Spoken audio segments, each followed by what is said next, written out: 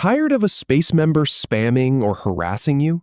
Learn how to block them in under 30 seconds.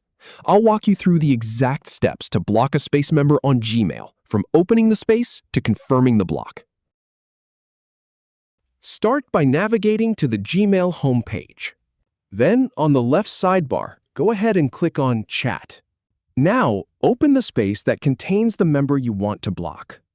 Once inside, find a message from that person. Click the drop-down icon next to the member's name. Then, select Blocking and Reporting from the menu.